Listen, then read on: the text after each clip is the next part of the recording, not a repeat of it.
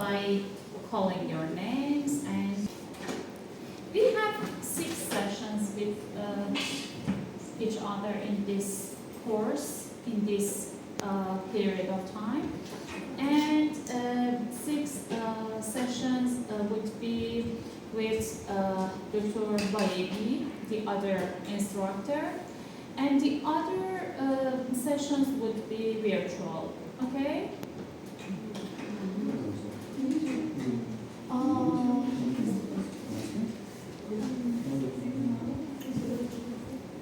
What is epidemiology? Do you know?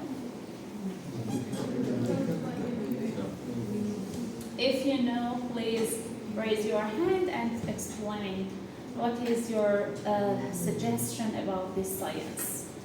What do we want to know? Do you know? Study of the population. A study of the population.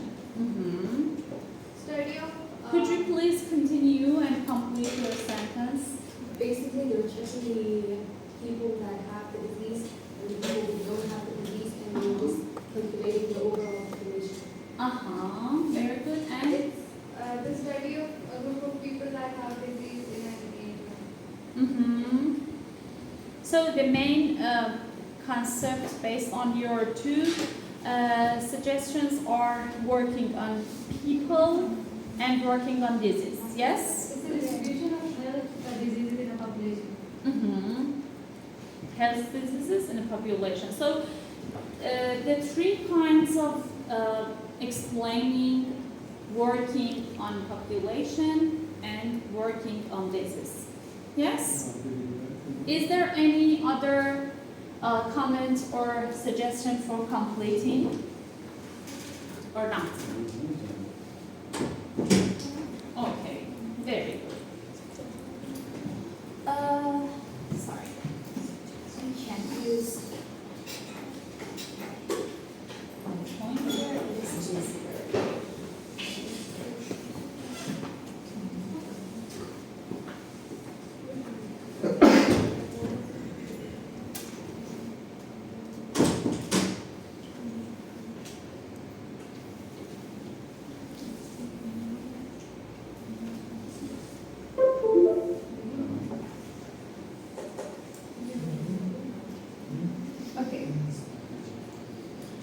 As you correctly mentioned, epidemiology is the study of how disease is distributed in populations and the factors that influence or determine this distribution. I mean that it is not necessary just to be correlated with diseases. It can be correlated to the factors that can cause the disease in a population. So, if we want to find the reasons behind the diseases, or for example, the distribution of a disease across countries or communities, or for example, the ways to control the risk factors or something like that, we need to know the concepts and the principles of epidemiology. Okay? So, the exact definition of epidemiology is the study of the distribution and determinants of health-related states. Sometimes it is disease, sometimes it is, for example, recovery of a disease or survival of a disease. So, health-related states or events in specified populations and the application of this study to control of health problems. So the main goal of this science is controlling the health-related problems in our community. Okay? The objective of epidemiology is to identify the etiology or cause of a disease and the relevant risk factors. What is risk factors? What are risk factors? Factors which make a person more susceptible to disease, such as being immunocompromised or being elderly or being very young. Very, very good. A factor that promotes the population to be diseased. What does it mean? It means that risk factors are related to the susceptible population. Yes? If, for example, someone is diabetic, I cannot say that smoking is a risk factor for him to be diabetic. Why? Because he's already diabetic. Yes? So, risk factor is important for susceptible population to develop disease among those population. Okay? We want to know how the disease is transmitted. We can develop appropriate vaccines and treatments which can prevent the transmission of the disease to others. We want to develop a rational basis for prevention programs. If we know, for example, who are at risk, who are susceptible for a specific disease, we can develop some interventions to control and prevent the disease in that specified population. Okay? And our ultimate aim is to intervene to reduce morbidity and mortality from the disease. To determine the extent of disease found in the community, for example, which disease is more prevalent? As a policymaker, is it important, for example, to control diabetes? Or, for example, hypertension, if we have a limited source of budget, or, for example, logistics or something like that. So, we should determine the extent of disease. We should have some indicators to explain the extent of disease. So, we should be familiar with those measures. How we can explain the severity and extent of disease in a community. Okay? What is the burden of disease in the community? For example, you may hear some news about the, for example, cardiovascular disease that is the first rank of, for example, mortality in developing countries. How we can develop this information? Okay? The natural history and prognosis of disease. Some points regarding disease severity, survival. For example, we know that some diseases are fatal, some diseases are mild. How we can explain this information using gathering information from individuals and provide information for population. To evaluate both existing and newly developed preventive and therapeutic measures. All of us heard many news about, for example, different types of vaccines that have developed during COVID-19 pandemic. Yes? Yes. For example, Pfizer, Sputnik, many vaccines that were available at that moment. Yes? Yes. How scientists developed, how did they develop these vaccines? How did they find that which is better? What is the efficacy of vaccines? All of this information needs to know the principles of epidemiology, because you should know the measures of efficacy, the measures of, for example, survival and immunity that a vaccine can produce, okay? And after those information, you can provide the foundation for developing public policy. If you can show, for example, the efficacy of a vaccine in a limited number of population that are under your study, you can make recommendation, produce recommendation and strong evidence for policymakers to use this information to control, for example, the risk factors and disease in the community. Okay.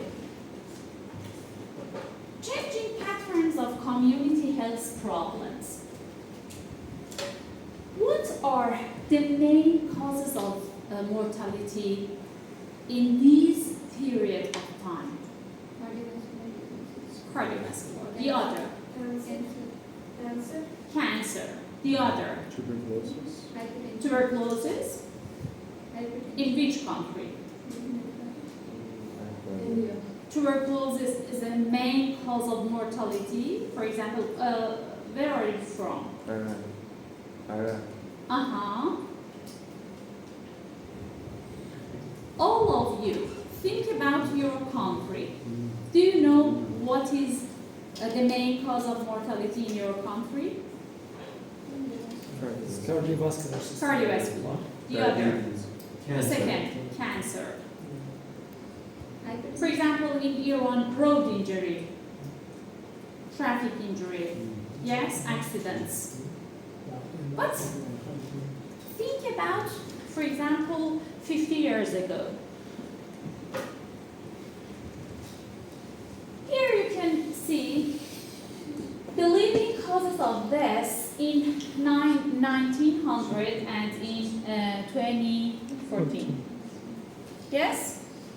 You can see pneumonia and influenza, tuberculosis, diarrhea and enteritis as the three causes of death in 1900. What about 20? Heart disease, cancer. Heart disease, Cancer. cancer, as you mentioned, chronic lower respiratory diseases, accidents, stroke. You can see that, for example, 100 years ago, the main causes of death were infectious diseases, communicable diseases. But here, you can see non-communicable diseases as the main causes of death. Yes? It is the changing pattern of mortality. And in developing countries, we can see this pattern exactly. But they changed this rule of transmission from non-communicable to non-communicable diseases recently. But in developed countries, this pattern has started from, for example, several years ago. Okay? What is the reason behind these? What do you think? What is the reason behind this changing? There is a The lot path- of industry like Industry, yes. Medication, very good. Sanitization. Sanitization, yes.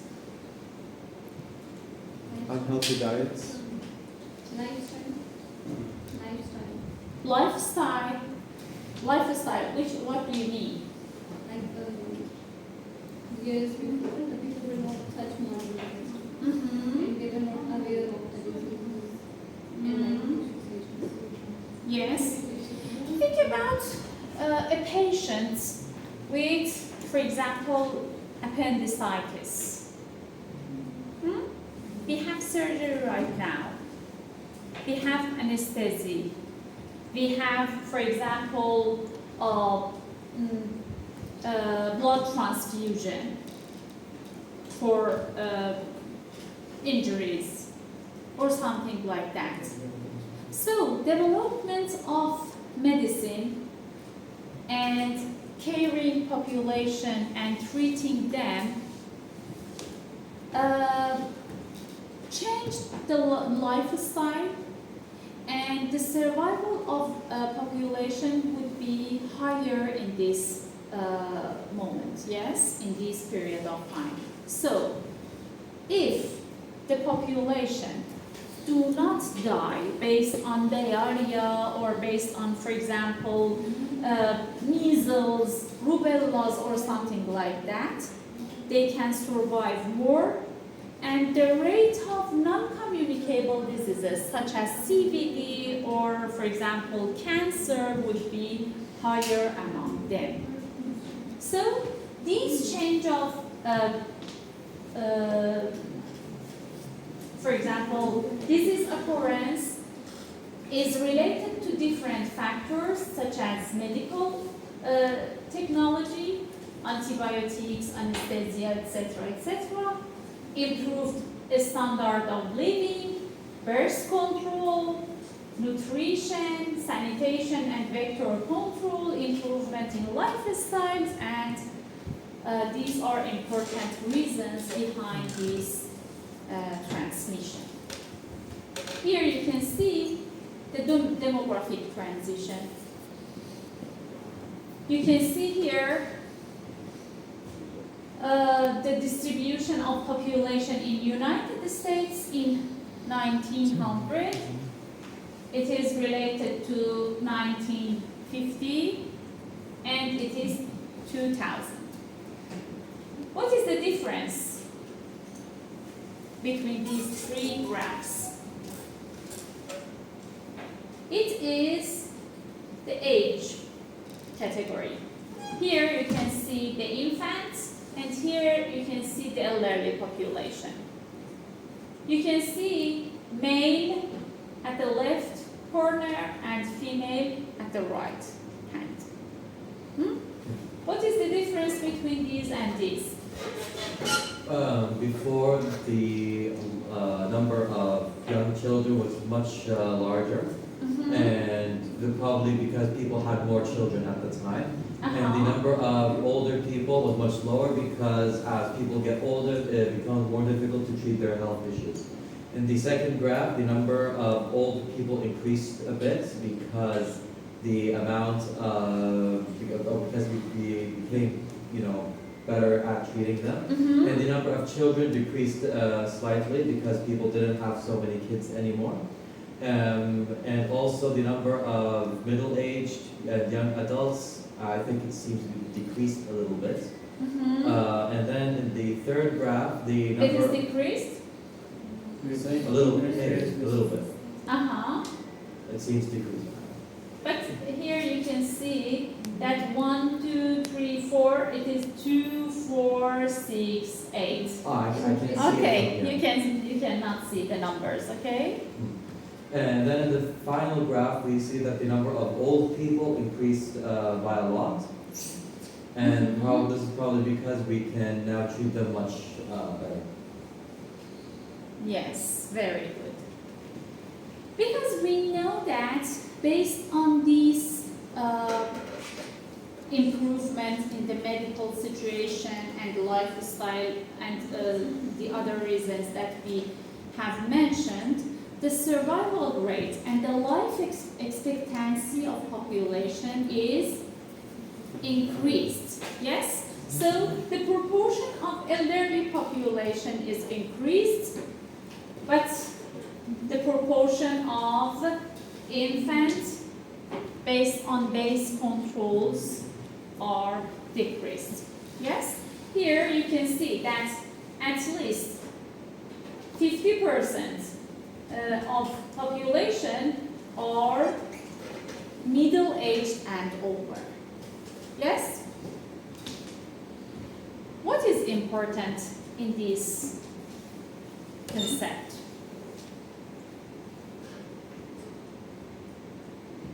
The life, the life expectancy is increasing because of Yes. life expectancy. I mean that why it is necessary to know this transition. To develop proper treatment. And To get a general idea, basically to understand what the population really needs. if I am a policymaker. If you are a policymaker in your country, is it necessary to know about these Yes, information? yes. Why? Because it means it works. What we're doing works. Very good. Because based on these transition, the needs are different, are totally different. You should have, for example, some nurses for elderly population. You should have some facilities to take care of elderly population. You should know, for example, the number of elderly population to deliver facilities, for example, for geriatric health. So if you are a policymaker, you should know the distribution of population in your region, in your country, to prognosticate the future and provide facilities for those susceptible population. Okay? What is this? What is this graphs? It is life expectancy at birth and at 65 years of age by race and sex in the United States in 1900 and 1950 and 2014.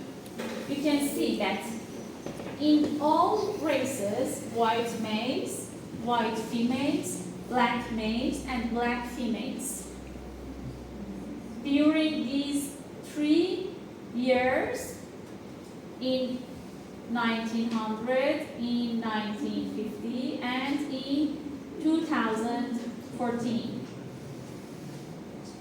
You can see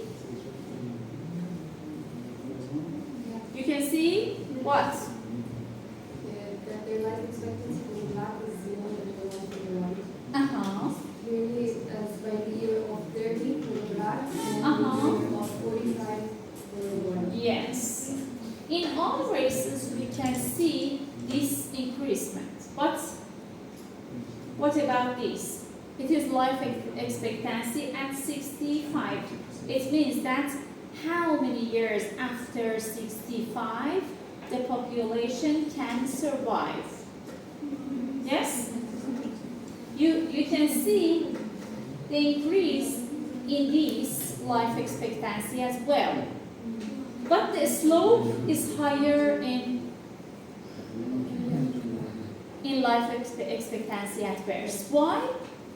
Why do you think about the difference between these two life expectancy? Because at the age of 65, they become susceptible to having diseases. But Uh-huh. at birth, they're less prone to having disease. They have to get vaccines and stuff like that. Uh-huh.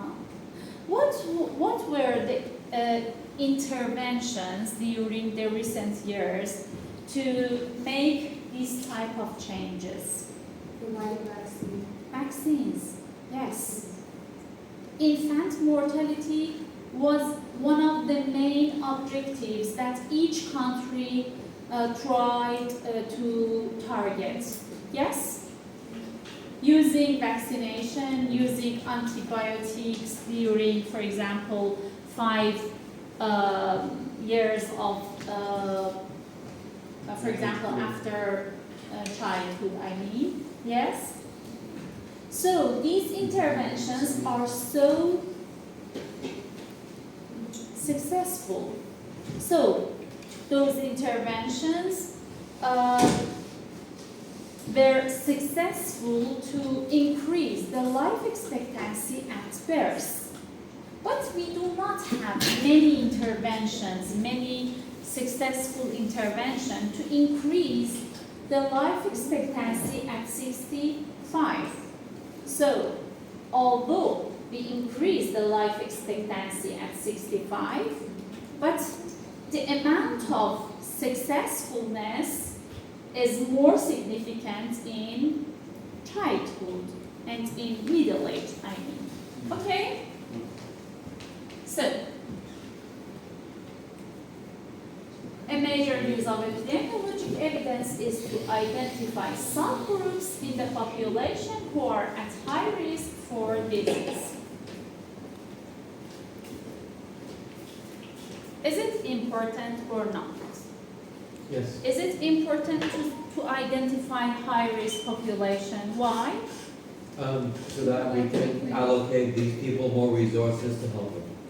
Very good. To provide treatment, to provide vaccinations. To provide vaccination, because sometimes it is not necessary to provide a unique facility for all population. Sometimes we should allocate some resources to some high-risk population. So we should know who are more at risk. For example, for a screening, you know that a screening is important. For example, occult blood. Do you know what is this? Occult blood. Occult blood in fecal. Fecal, in the stool. Yes, sometimes some families are more prone to develop, for example, cancer, colon cancer.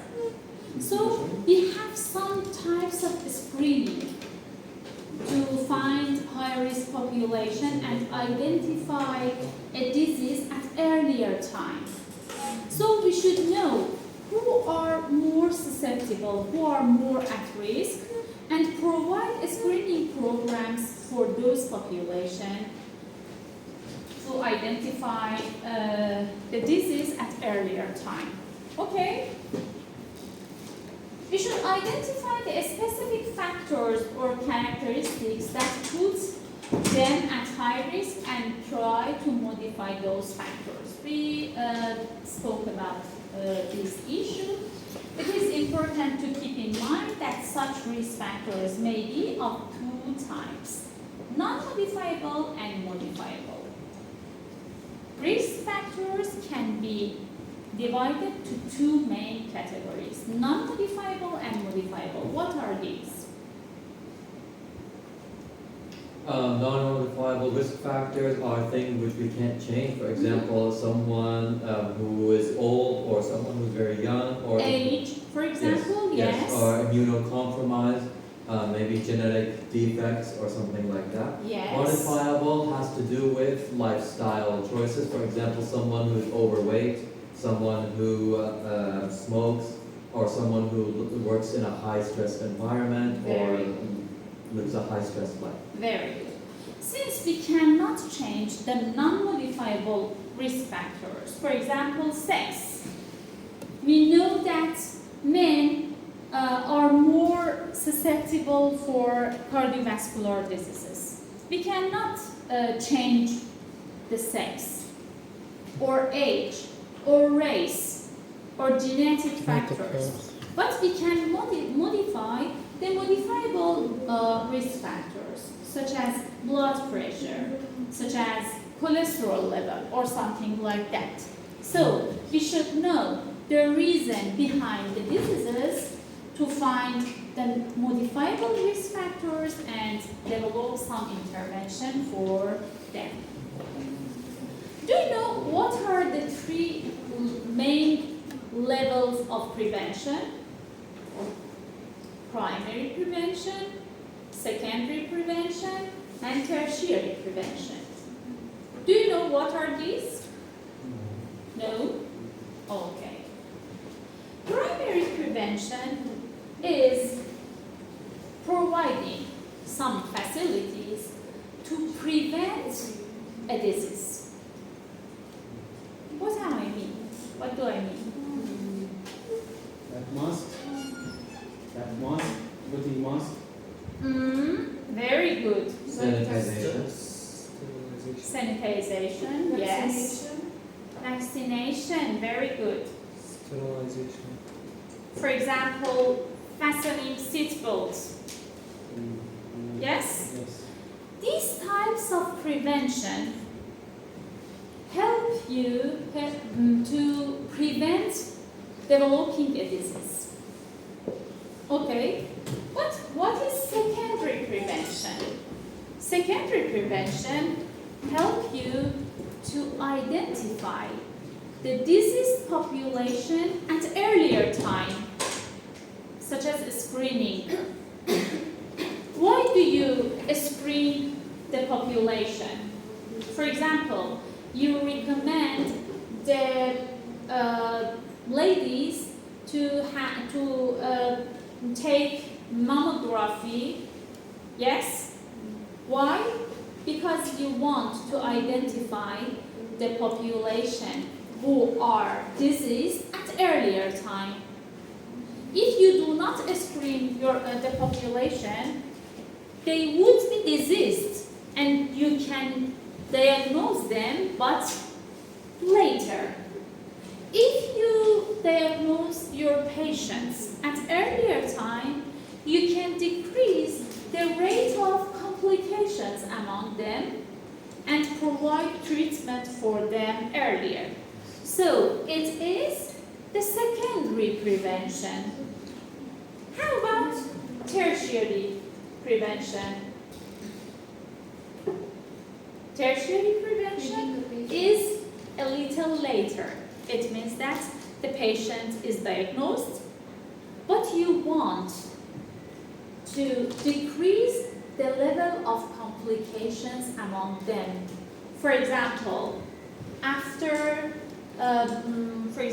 having a stroke, you may send your patients to physiotherapy. Why? Because you want to rehabilitate, help him or her to rehabilitate and, for example, treat the paraplegia that he has. So it is When someone like make a surgery and Uh-huh. we gave him antibiotics. uh-huh. So this one is secondary or tertiary? No, it is. You should think about the aim. If you want to prevent infection in those population, it could be Primary? primary. No, after someone he's make a surgery Yes. like If he has infection right now, it is a kind of secondary because you want to treat them earlier to prevent complication. But if you want to prescribe the antibiotics to prevent infection, it is a kind of primary prevention. So for each intervention, you should think about the objective that you want to target. Okay? For example, please let me know to finish it and we can solve a question with each other. Okay? To make a practice. So, 3 types of prevention. For primary, it is preventing the initial development of a disease. For example, immunization, reducing exposure to risk factors.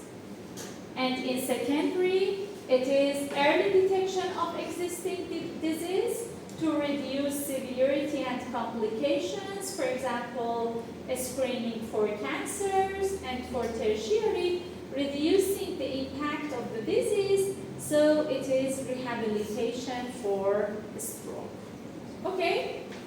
But we have another important type of prevention. Besides the 3 preventions that we have reviewed, it is primordial prevention. Primordial prevention is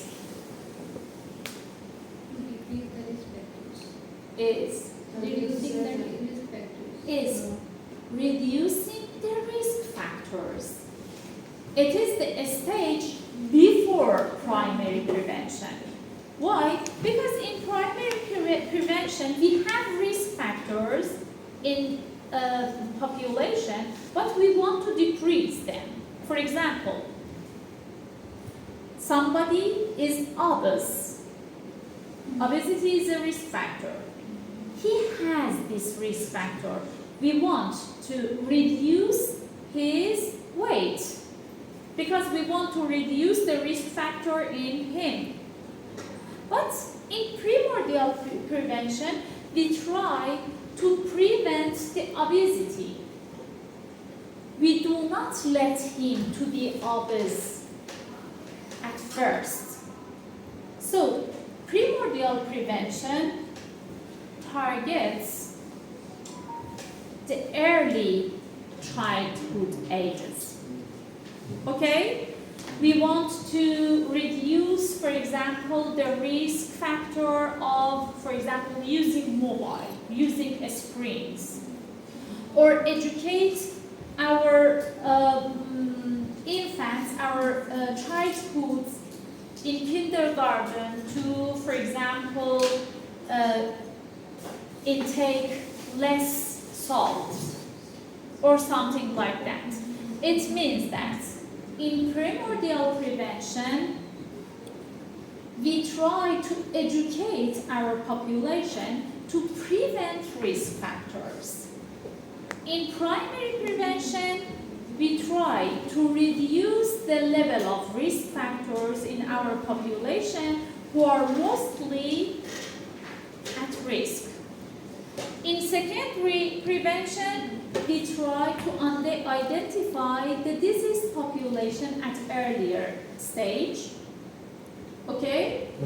In tertiary prevention, we try to prevent and reduce complication. Okay? So, please consider the cardiovascular disease as the main goal. What is primordial prevention? Reducing the Stop risk using oil. Reducing? risk factor. So, please name It's the intervention, the prevention types that you may have. Sanitation. Oil.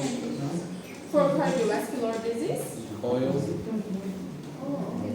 Primordial prevention would be focusing on the diet of these children, and also, For example? for example, making sure they reduce their intake of cholesterol and Very other good. fatty acids, and making sure they get the proper amount of exercise and Very activities. good. Very good. And also making sure. Motivate our children to have more physical activity. And also making sure their parents aren't, for example, serial smokers, because that would also affect the children. Very good. Very good.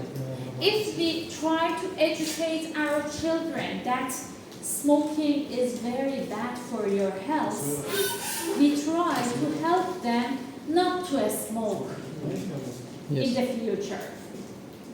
Okay, but how about primary prevention? Do we have any other volunteer?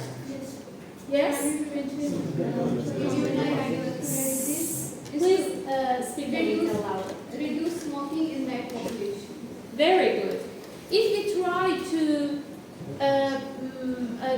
make, for example, our smokers quit their smoking, yes, it is a kind of primary prevention. The other activity that we can have. Also, primary prevention would be lowering, in general, lowering pollution, for example, because that Air would. pollution. Yes, and also providing, making healthy food more accessible, so that, what's it called, they don't have to, eat fast food and processed food, which increase the risk of cardiovascular disease. Isn't that primordial prevention? Isn't that primordial prevention? If we try to have recommendations for obese population, for example, overweight population to decrease their weight, it is a kind of primary prevention. And also Yes? treating cholesterol disease.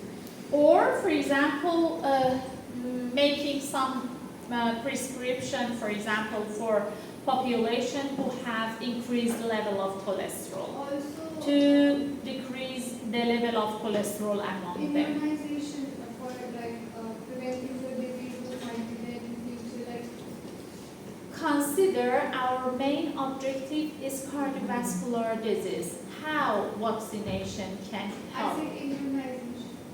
Immunization. For what? I cannot imagine the role of immunization for cardiovascular disease. Can you explain more? So, why did you name immunization? Yes, but I asked you about cardiovascular disease. Yes, the objective is cardiovascular disease. So please consider this. And secondary prevention. Making drugs. Making Drugs. drugs. Treatment. Basically, it's this treatment stage. So now that we've identified who the people are that have the cardiovascular diseases, now how we can identify? Screening. It is secondary prevention. For example, if you as physician, for example, screen your high-risk population, we have some screening models to find at-risk population for cardiovascular disease, a statistical model. For example, if you calculate the risk of cardiovascular disease in your patients and find high-risk population and send them to, for example, check their cholesterol levels or their blood sugar or something like that, and find the high-risk population and make a prescription to decrease, for example, or do electrocardiography for them to identify the abnormalities in their heart. It is a kind of secondary prevention. And how about tertiary prevention? So I think it's secondary to identification, and the third one is for the long-term treatment. No. For tertiary. Yeah. Treatment is secondary. Screening and treatment is secondary. How? Rehabilitation. Angioplasty, very good. The patient has suffered myocardial infarction, so he is deceased. But you may provide, for example, angioplasty or bypass or something like that to decrease the rate of complications in that patient. Okay. Two approaches to prevention. We have two approaches to prevention. The first one is a population-based approach, and the second one is a high-risk approach. A population-based approach is providing an intervention to whole population, to an entire population. So, it is logically be a kind of education. Yes? We cannot provide an intervention, for example, that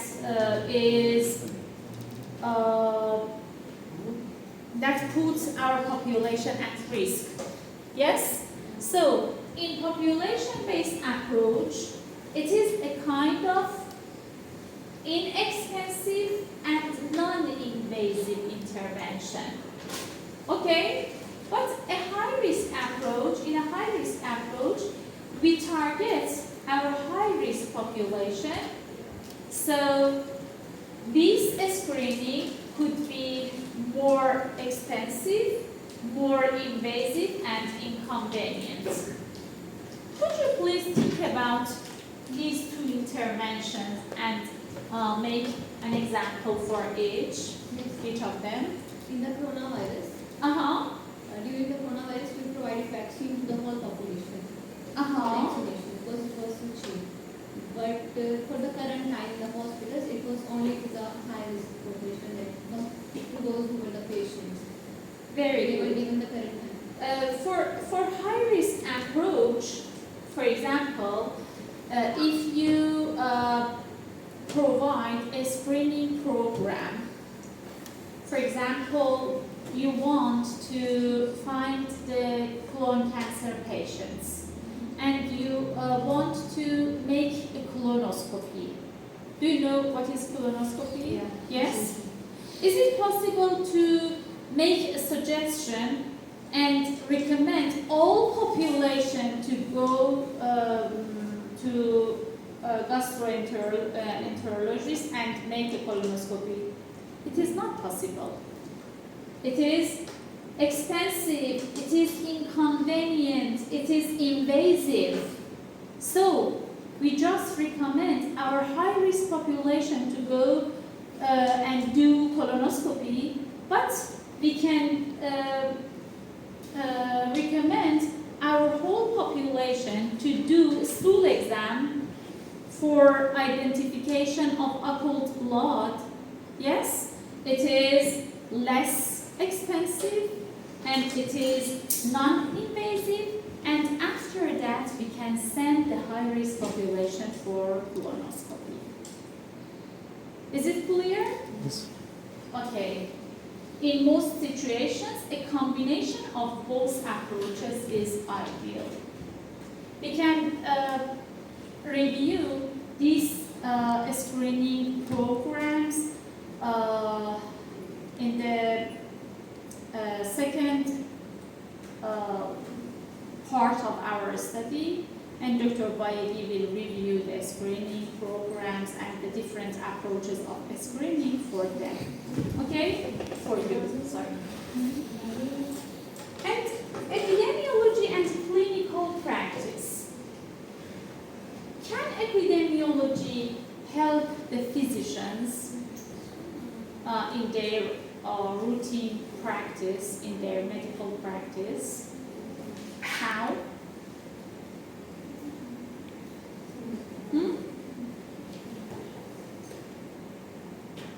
How this science can help the physician to practice better?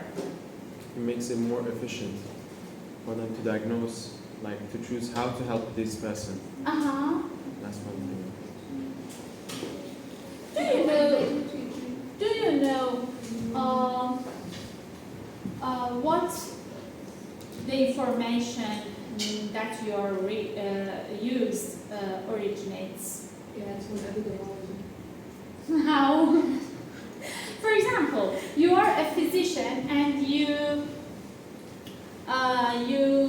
hear an unusual sound in the heart of a patient. Okay? And you think that it is a kind of a mitral regurgitation. How you can find it? By using instruments.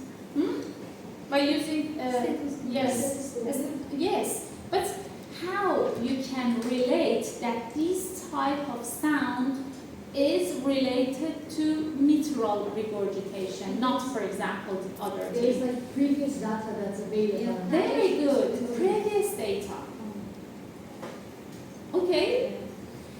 It is related to another study that has been conducted several years ago.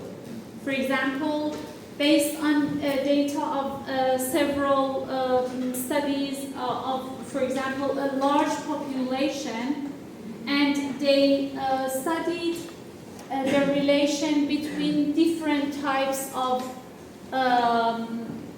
heart sound and different types of diseases, and did the study to correlate these abnormalities to each other. And based on those results, you can find the reasons behind any abnormal, for example, symptoms that you are detecting in your, for example, patients. So, for physicians, epidemiology is important too. So the process of diagnosis in medicines is population-based, and the process of prognosis is population-based as well. For example, when your patient asks you, doctor, I have this type of cancer. How long do I live? For example, you tell him 6 months. How can you say? This comes from another study that provide information about the survival and about the life expectancy of those patients. Okay.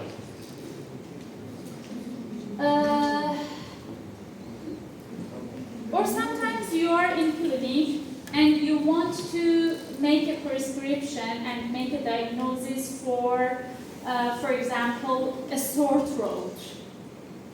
Huh? If the infection occurs early in life, it is likely to be viral.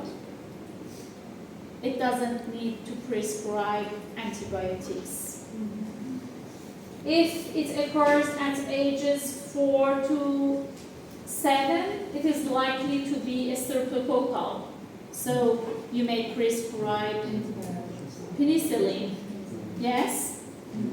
In an older child, mycoplasma becomes more typical. So the prescription may be different. This information comes from epidemiology. Yes? Because they have studied the microorganisms behind the diseases and in a large population, and after conducting such studies, you can select your information and prescribe, for example, for individuals. Okay? So, we can have 10 minutes of rest, and after that, we can continue. Okay? Okay. 10 minutes.